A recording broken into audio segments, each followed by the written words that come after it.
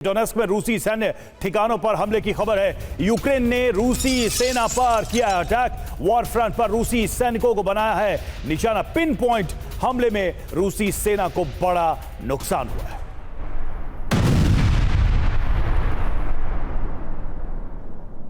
और इस बीच देखिए अहम डेवलपमेंट हुआ है। यूक्रेन पर मिसाइल अटैक की इजाजत पर रूस के विदेश मंत्रालय का बड़ा बयान सामने आया है। पुतिन की बात को याद रखे पश्चिमी देश। पुतिन ने दी थी एटमी हमले की धमकी, यानी एक बार फिर एटमी हमले की धमकी याद दिलाई है रूस ने। यूक्रेन अकेले रूस पर हमला नहीं कर सकता, यह कहा गया है रूसी विदेश मंत्रालय की तरफ से। नाटो की मदद से ही हमले करेगा यूक्रेन। तो अगर ऐसा हुआ तो रूस न्यूक्लियर हथियार से हमले का मादा रखता है। हम ऐसा कर सकते हैं, यह सीधे तौर पर बताया था व्लादिमीर पुतिन ने। और अब हालात उसी मोड़ पर पहुंचते हुए नजर आ रहे हैं। पुतिन ने लॉन्ग रेंज हथियार को लेकर क्या क्या कहा था, पूरा बयान और इसके मायने आपको समझाने की कोशिश करते हैं। पुतिन की परमाणु धमकी, टेंशन में है पश्चिमी देश और टेंशन में उन्हें होना भी चाहिए। यूक्रेन को लॉन्ग रेंज हथियार मिलने से पुतिन बहुत ज्यादा नाराज हैं। रूस की एटमी हथियार पॉलिसी में बदलाव किया गया है। रूस के अंदर हमला हुआ तो न्यूक्लियर हमले मुमकिन हैं, यह कहा गया है। मिसाइल हमले का जवाब परमाणु हमले से मिलेगा, यह बताया जा रहा है रूस की तरफ से। रवि जी, आगे परमाणु संपन्न देश के सहयोग से रूस पर हमला संयुक्त हमला माना जाएगा, भले ही हमला करने वाला गैर परमाणु संपन्न देश क्यों ना हो। तो देखिए ये इशारा किसकी तरफ है समझ में आ रहा है। रूस की रणनीति परमाणु हथियारों के अपग्रेडेशन पर फोकस, एटमी हथियारों का उपयोग संप्रभुता की रक्षा का अंतिम उपाय है। तो देखिए ये चेतावनी है और इसमें जो शब्द इस्तेमाल किए गए हैं, जिसमें जो सेंटेंसेस फ्रेम किए गए हैं, वो अपने आप में बड़ा मैसेज दे रहे हैं। हमारे साथ डीके पांडे सर जुड़े हुए हैं। पांडे सर, ये जो एक खास लाइन बोली गई है कि भले ही नॉन न्यूक्लियर स्टेट क्यों ना हो, अगर वो न्यूक्लियर स्टेट के सपोर्ट से हमारे ऊपर हमला करता है तो हम परमाणु हमला कर सकते हैं। इशारा तो सिर्फ यूक्रेन की तरफ है या फिर इसके बियॉन्ड भी आप देख रहे हैं वो आसपास के कई देश जो यूक्रेन को सपोर्ट कर रहे हैं?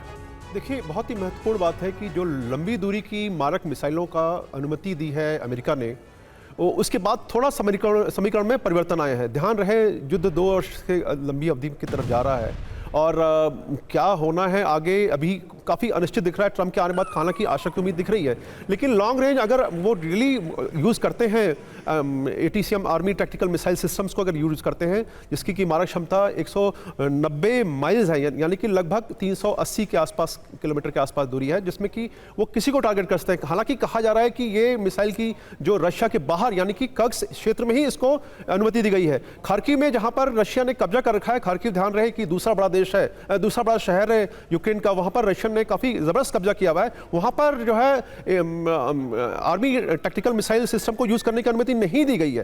तो ये बताता है कि अमेरिका को पता है कि वो क्या कर रहा है, और अमेरिका ने अगर अनुमति दी है तो इसका मतलब साफ है कि वो इससे और एस्केलेशन होगा। एस्केलेशन को रोकने के लिए एक पोस्चरिंग है, क्योंकि हमने देखा है कि द्वितीय विश्व के बाद किसी भी देश ने न्यूक्लियर हथियारों का प्रयोग नहीं किया है, क्योंकि पता है ये बहुत विध्वंसकारी है, मानवता के खिलाफ है। और ये मात्र आज कूटनीति एवं राजनीतिक हथियार बन के रह गए हैं। मिलिट्री इसको यूज करेगी, कोई रिकमेंड करेगी इसको यूज, मुझे नहीं लगता कि जो इतिहास गवाह है, मेरे आंकलन के हिसाब से न्यूक्लियर आर्म्स का प्रयोग नहीं होगा। लेकिन ये जो धमकी दी जा रही है अवश्य होगी। निश्चित रूप से ये प्रयास है उसको रोकने का कि और ना बढ़े, एस्केलेशन ना हो। लेकिन अगर लंबी दूरी की मारक मिसाइलें आएंगी और उसका इस्तेमाल किया जाएगा, हालांकि जेलेंस्की ने यह भी कहा है कि अमेरिका भैया आपने इसको अनाउंस क्यों कर रहे हो कि हम अनुमति दे रहे हैं, ये तो चुपचाप से करो ना। मिसाइलें जब जाएंगी तो वो अपना प्रभाव दिखाएंगी, आप अटैक करके जो एलिमेंट ऑफ सरप्राइज उसको निकाल रहे हो।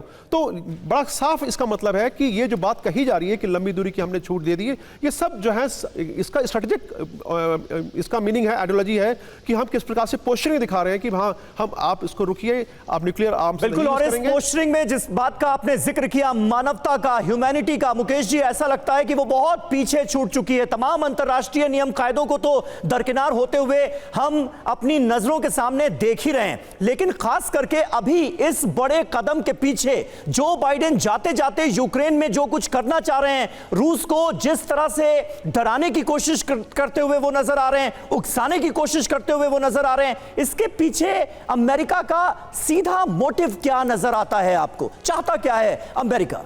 समीर, मैं इसकी बहुत बारीकी पर जाना चाहता हूं न्यूज़ की। अमेरिका के किसी भी अधिकारी ने ऑफिशियली ये नहीं कहा कि हमने उसको न्यूक्लियर ये लॉन्ग रेंज मिसाइल की अनुमति दी है, लेकिन दूसरी तरफ से जो प्रतिक्रियाएं आई हैं वो रूस की तरफ से ऑफिशियल आई हैं।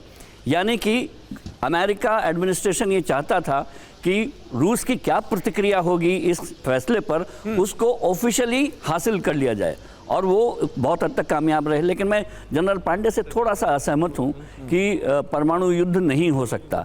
दरअसल मैं पुतिन को देखता रहा हूँ पिछले 2 साल से, और उससे भी पिछले और 2 साल से, कि वो जो कहते हैं वो कर भी सकते हैं।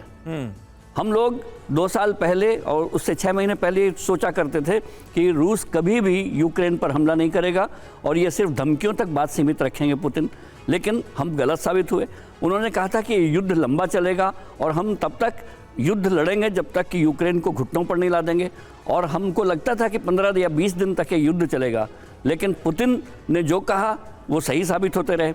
जहाँ तक जो बाइडेन का सवाल है, इस युद्ध को लंबा चलने, अमेरिका के फैसलों को ढुलमुल रखने और आखिरकार ट्रंप की विजय में जो बाइडेन का बहुत बड़ा योगदान है, क्योंकि उन्होंने ही यूक्रेन को उस स्थिति में रखा कि उन्होंने लॉन्ग रेंज की मिसाइलें दी लेकिन उस पर रेस्ट्रिक्शन लगा दी।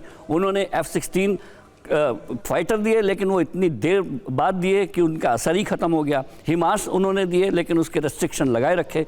तो मुझे लगता है कि सबसे बड़ा ढुलमुल और सबसे बड़ा जो किरदार है इसमें, खलनायक किरदार, वो जो बाइडेन है, और मुझे लगता है कि वो आप अपने जाते जाते अपने इस खलनायक चरित्र को पूरी तरह एक्सपोज कर रहे हैं।